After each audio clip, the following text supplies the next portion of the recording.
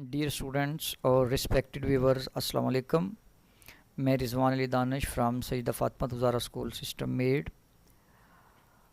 आज हम computer practical class में फ़ोल्डर को हाइड करना सीखेंगे और इसके साथ फ़ोल्डर को हाइड करने के साथ साथ हम ये सीखेंगे कि फ़ोल्डर के आइकन को कैसे चेंज किया जाता है। यानी अगर आप फ़ोल्डर के आइकन को चेंज करना चाह रहे हैं, एक ही फ़ोल्डर के आइकन को बार बार देख के अगर आप फेड अप हो चुके हैं तो आप चाहते हैं कि इसकी कोई लुक और नज़र आए, तो आप वो आज चेंज करना तो आज वो आइकन को चेंज करना सीख लेंगे। ठीक है जी।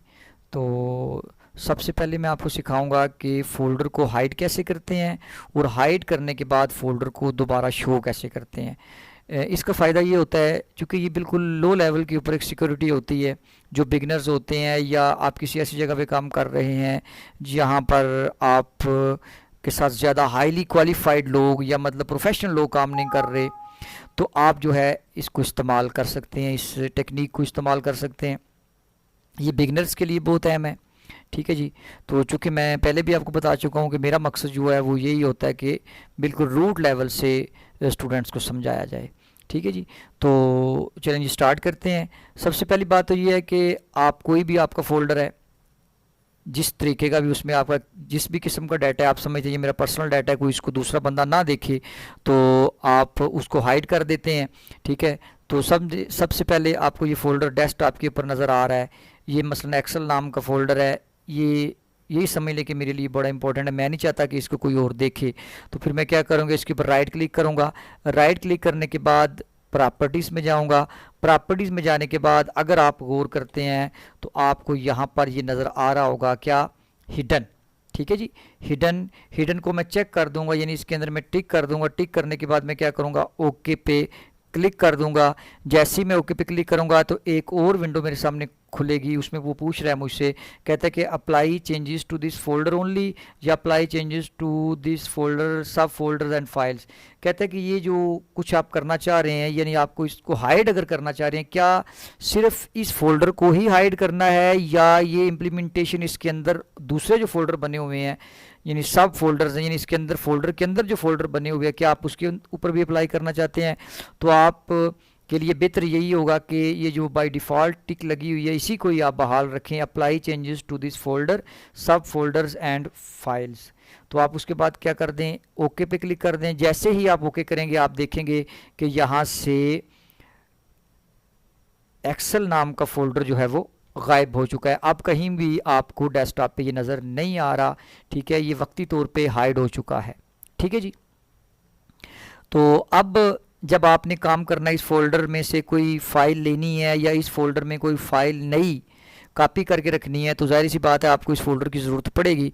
तो फिर आपने क्या करना है, इस फोल्डर को शो दोबारा करवाना है। तो आप क्या करेंगे, इसके लिए आपको कंट्रोल पैनल पे जाना पड़ेगा। कंट्रोल पैनल पे जाने के दो तरीके मैंने आपको बताया था। कंप्यूटर को ओपन करते हैं, यहाँ पर भी आपको ये ओपन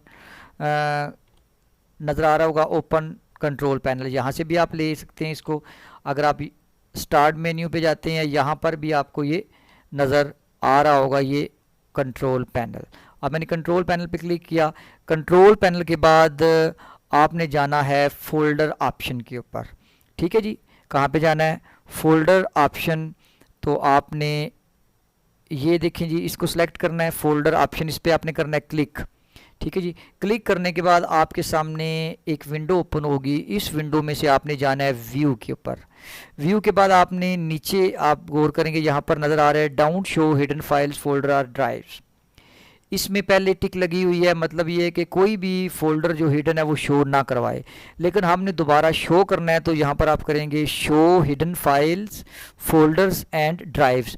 आप इस पे टिक करेंगे। टिक करने के बाद आप ओके कर देंगे। अब जैसे ही ओके करेंगे तो आप देखेंगे जाके आपको वो फोल्डर वापस डेस्कटॉप के ऊपर आपको नज़र आ जाएगा। ये देखें जी। लेकिन अगर आप इसके ज़रा गौर करते हैं तो ये थोड़ा सा बाकी फोल्डर्स की निस्बत ये आपको फैट सा नज़र आएगा। ठीक है, यानी मध्यम सा नज़र आएगा। तो अब आपने इसको मुकम्मल तौर पे शो करने के लिए क्या करना है, राइट क्लिक इसके ऊपर करनी है। राइट क्लिक करने के बाद आप फिर दोबारा प्रॉपर्टीज़ पे जाना है। प्रॉपर्टीज़ पे जाने के बाद आपने ये हिडन वाली टिक जो है यहाँ से ख़त्म कर देनी है। जैसे ही ख़त्म करेंगे वो विंडो दोबारा ओपन होगी, आपने ओके कर देना है। अब आप देखेंगे इसका कलर जो है बाकियों की तरह बिल्कुल सेम हो चुका है। अब आप इसको ओपन करके जो भी आप इसमें करना चाहते हैं वो कर सकते हैं। ठीक है जी, ये तरीका था फोल्डर को हाइड करने का और हाइड करने के बाद दोबारा शो करने का। ठीक है जी, जब दोबारा आप एक फ़ोल्डर को शो कर लेते हैं, अब आप नहीं चाहते कि ये दोबारा हाइड हो, तो फिर आप इसमें टिक को परमानेंटली ख़त्म कर दें। ठीक है जी, जिस तरह मैंने टिक इस पर राइट क्लिक करके टिक ख़त्म की है तो उसकी जो है वो शक्ल शबात है बाकी फ़ोल्डर की तरह वाजी हो गई है।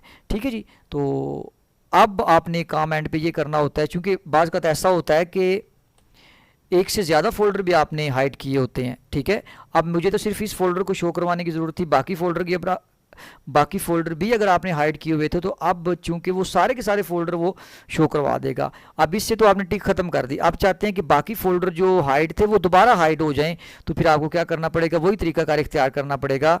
आपको फिर किस में जाना पड़ेगा, कंट्रोल पैनल में जाके आपने फोल्डर ऑप्शन में जाके दोबारा व्यू पे जाके इसी पे टिक कर देनी है कि डाउंट शो हिडन फाइल्स फोल्डर और ड्राइव्स, ताकि बाकी जो आपने फोल्डर हाइड किए हुए हैं वो दोबारा उनको हाइड कर दे। अब मैं इस पर ओके करूँगा तो ये अपनी जेन्युइन कंडीशन में चला जाएगा। ठीक है जी, तो ये तरीका था फोल्डर्स को हाइड करना और फोल्डर को दोबारा शो करने का तरीका।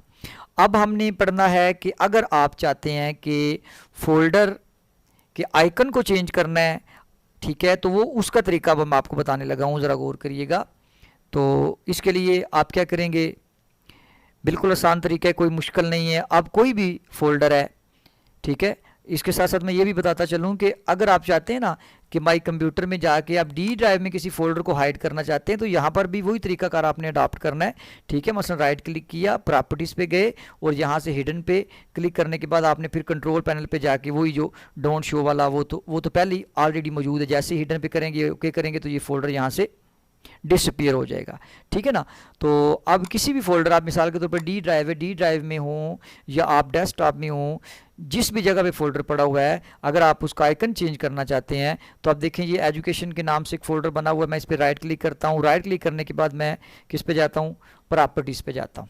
ठीक है, प्रॉपर्टीज़ पे जाने के बाद मैं क्या करूँगा, कस्टमाइज़ पे क्लिक करूँगा। ठीक है जी, कस्टमाइज़ पे क्लिक करने के बाद मेरे पास जो विंडो ओपन होगी उसमें आपको नज़र आएगा बिल्कुल नीचे चेंज आइकन, इस पर मैं क्लिक करूँगा तो ये आइकन की एक लिस्ट आपके सामने ओपन हो जाएगी। ये ब्रोज़ है, अगर तो आपने इंटरनेट से कुछ ऐसे आइकन्स डाउनलोड करके रखे हुए हैं जो आप लगाना चाहते हैं, तो वो ब्रोज़ करके वो उस जगह पे चले जाएं जहाँ पर आपने सेव किया हुआ, तो जहाँ पर आप लगा सकते हैं। ठीक है, लेकिन मैं इसके अपने जो डिफ़ॉल्ट दिए गए हैं मैं उन्हीं में से ही चूज़ करके लगाऊंगा।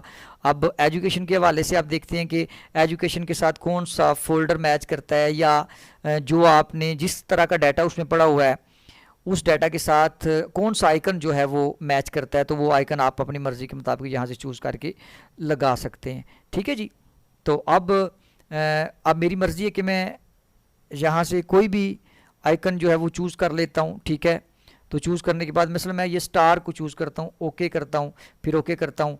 आप देखिएगा कि मैं इसको रिफ़्रेश करता हूँ एक दफ़ा, तो आपने ये देखा कि ये एजुकेशन जो है ये फ़ोल्डर इसका चेंज हो चुका है। इसी तरह मैं किसी और फोल्डर को राइट क्लिक करके अगर मैं उसका आइकन चेंज करना चाहता हूं तो वो भी मैं कर सकता हूं। मसलन इंग्लिश स्पीकिंग मैंने रखा हुआ है, इसको मैंने प्रॉपर्टीज़ में जाता हूं, कस्टमाइज़ पे जाता हूं।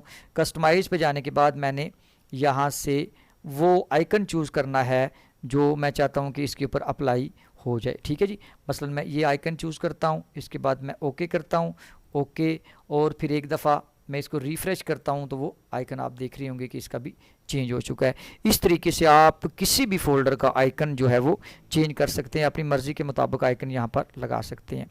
और अब अगर आप चाहते हैं कि मैं इस फोल्डर को दोबारा अपनी असल कंडीशन में, यानी जो इसका बाय डिफ़ॉल्ट विंडोज़ की तरफ से जो इसका आइकन फोल्डर का दिया गया है, अगर मैं दोबारा उस पर लेके आना चाहता हूं तो कोई मुश्किल नहीं है। आप इस पर राइट क्लिक करें, राइट क्लिक करने के बाद प्रॉपर्टीज़ पे जाएं, फिर कस्टमाइज़ पे जाएं, आइकन्स पे जाएं और यहाँ पर आपको एक ऑप्शन नज़र आ गई है रिस्टोर डिफ़ॉल्ट्स। अब रिस्टोर डिफ़ॉल्ट्स पे क्लिक करें, ओके करें, तो आप देख रहे होंगे कि एजुकेशन दोबारा अपनी असल कंडीशन में, वो फोल्डर जो भी विंडोज़ का था वही आ गया। यही सूरत हाल आप इसके साथ भी करेंगे। प्रॉपर्टीज़ पे जाएंगे, कस्टमाइज़ पे जाएंगे, चेंज आइकन्स पे जाके आपने रिस्टोर करना है, फिर ओके करना है और इसके बाद फिर आपने रिफ़्रेश करना है, तो आप दोबारा देखेंगे कि वो अपनी असल कंडीशन में आ गया है। तो अगर आपको मेरे लेक्चर्स, मेरी क्लासेस सही तरीके से समझ में आ रही हैं तो काइंडली आप मेरा YouTube channel Rizwan Ali Danish classes के नाम से बना हुआ है, उसको सब्सक्राइब कर दें। और इसके बाद हमारे स्कूल का एक पेज है, सईदा फातिमा तुज़ारा स्कूल सिस्टम मेड खारियाँ के नाम से हमने एक पेज बनाया हुआ है, ठीक है। तो उस पेज को आपने अगर सर्च करना है तो बिल्कुल आसान सा तरीका है, आप गूगल में जाके भी सर्च कर सकते हैं। SFSS 5 12 14 लिखेंगे तो वो पेज का लिंक आपके सामने ओपन हो जाएगा। तो वो जो पेज का लिंक आपके सामने ओपन होगा, पेज को ओपन करके काइंडली उसको भी आप लाइक कर देंगे तो आपको वीडियोस जो है वो मिलती रहेंगी। तो इसी के साथ मैं इजाज़त चाहूँगा। अल्लाह आपका हामी नासर हो।